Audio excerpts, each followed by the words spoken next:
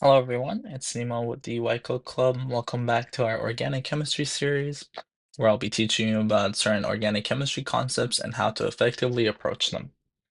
Today we're going to be talking about the reactions of alcohols, which is actually one of my favorite concepts in organic chemistry, because alcohols are one of the most important functional groups when it comes to organic chemistry, because not only they can react with themselves, they can actually be converted to other functional groups, which can later on be used.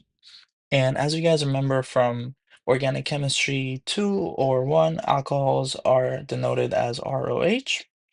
And the first part of this tutorial, I'm actually going to teach you guys how to convert alcohols into different functional groups. And to do that, we need oxidizing agents because we're actually going to be oxidizing alcohols into different functional groups. So when it comes to primary alcohols, so let's take ethanol as an example. We can oxidize it, and I'm going to denote that by an O between two brackets. We can oxidize it into an aldehyde, or we can oxidize it into a carboxylic acid. And to do that, we need either a mild or a strong oxidizing agent.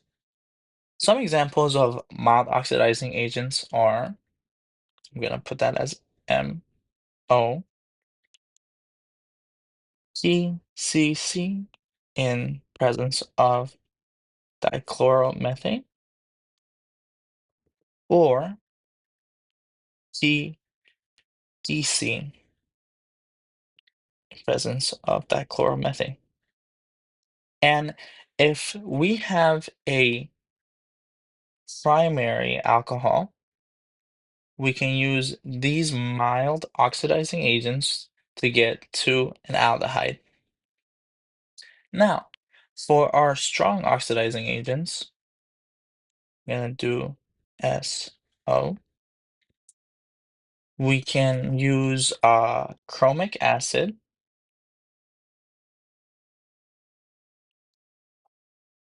AMNO4,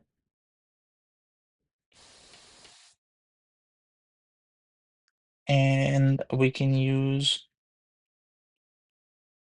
K2CR2O7, which is potassium chromate. Now, what happens if we have a secondary alcohol? So let's take this as an example. Have isopropanol, and we can actually use both of those oxidizing agents to get to a ketone. So now we already have three different functional groups. So I'm gonna write secondary here. Now, what about a tertiary? We have terbutyl alcohol. What happens here? And here, there will be actually no product. We cannot oxidize this guy. So this is a rundown on how to convert an alcohol into separate functional groups. Now, what happens if we want to actually bring these functional groups back to an alcohol? So for that, we're going to actually do the reverse. We need to reduce them. So let's start with an aldehyde. How do we get to a primary alcohol? And to do this, we need a mild reducing agent. So for that, one of the most common ones is actually, if you guys remember from the reactions in organic chemistry 2, it's hydrogenation, or a very common one is actually sodium borohydride.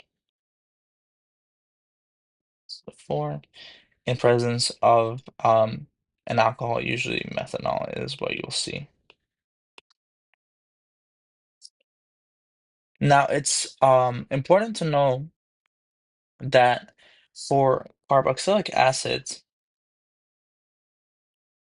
you cannot use a mild reducing or oxidizing, a reducing agent to bring it back to a primary alcohol. You need a strong one. And for that, the most common one that you'll see in reactions is actually lithium aluminum hydride. And then there's going to be a second step where the product is actually reacted with water to get to that primary alcohol. And same thing applies for our ketone. Either of those should work to bring it back to a secondary alcohol. And since obviously tertiary alcohols did not get oxidized, there's nothing that can reduce them. So that's our first part of our reactions that could actually happen. So next, I'll be talking about the reactions that actually occur between alcohols. So let's say we have an alcohol in a in like a flask, and obviously there's excess amount of it. So same one. If we add a little bit of acid, so sulfuric acid over here, and a tiny amount of heat,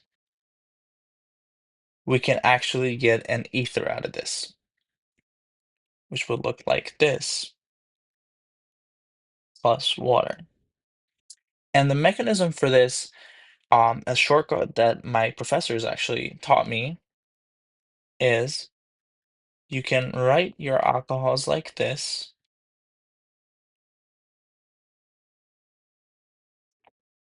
and when an acid and heat are applied, what we can do is we know that we're going to get a water molecule out of this reaction.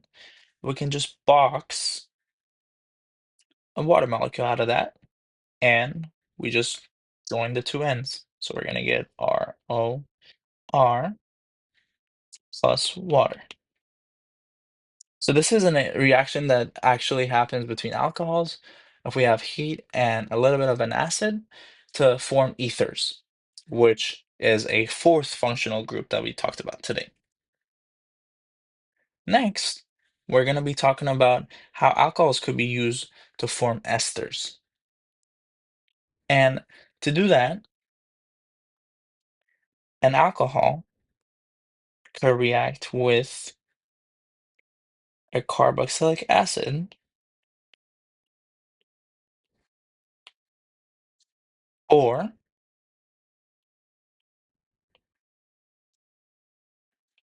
an acetyl halide. So over here, I'm going to just use acetyl chloride. And for both of these, the same exact boxing method could be applied. So we're going to get a water molecule out of this. And for this guy, we're actually going to get a another acid out of this. So for our first reaction, I'm actually going to use purple. We're going to get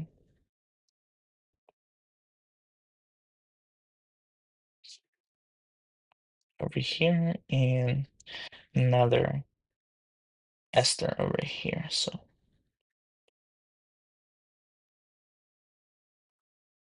and then the byproducts of both of these are different. For our first reaction, we're having water, and second reaction, we're having HCl. And to neutralize this HCl, usually this reaction is treated with uh, pyridine.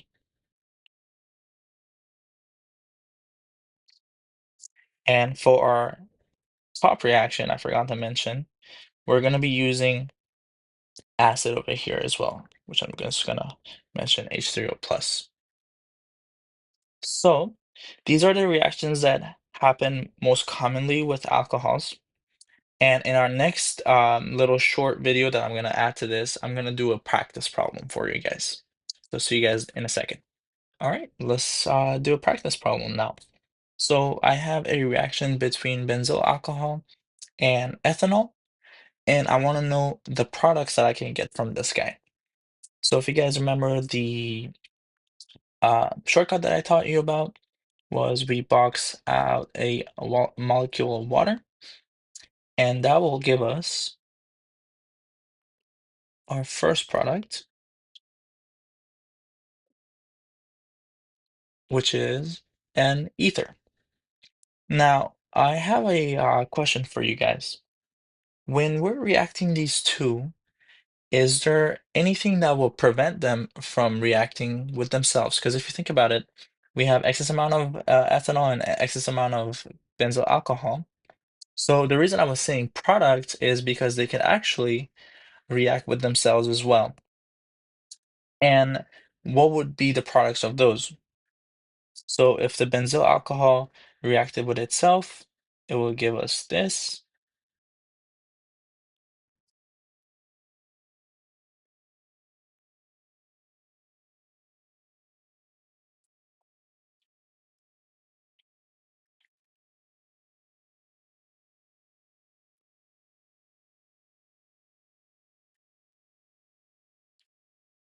It's water, obviously. And if the ethanol reacted by itself,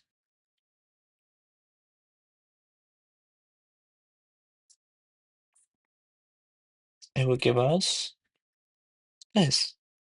So we have three different products that could form in this type of reactions. Now, I'm going to do one more practice problem for you guys, which is going to talk about the esterification method.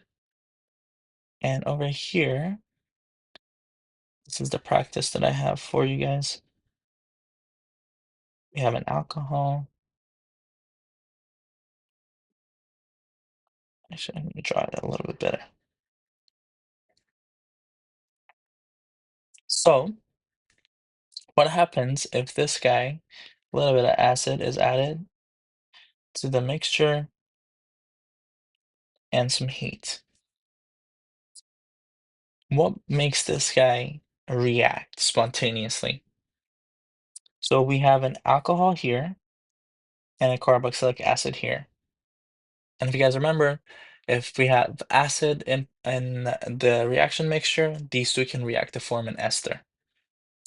And one thing that I did not mention is when we're reacting these two, obviously we have an OH here and an OH here. Which OH is used to make the water molecule? Is it the alcohol or is it the carboxylic acid's OH? And it turns out that it's actually this guy that we're going to get rid of. So what we're going to do is we're going to box like this. So I'm going to actually circle that. Let's use blue since we're already, actually, let's use red. And we're going to box right here. So then that will give us this product.